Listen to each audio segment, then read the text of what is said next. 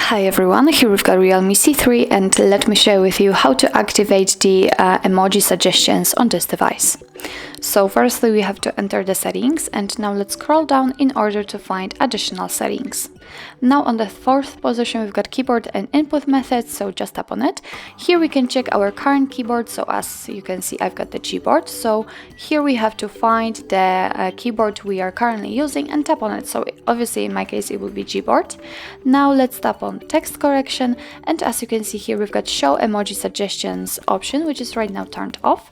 If you'd like to turn it on, just tap on the switcher right here, and since this option is active your device will suggest you some emojis whilst typing. Obviously you can turn it off whenever you want just by tapping again on the switcher, but I will turn it on, sorry. So actually that's all. This is how to enable, how to activate the emoji suggestions in your Realme C3. Thank you so much for watching. I hope that this video was helpful, and if it was, please hit the subscribe button and leave the thumbs up.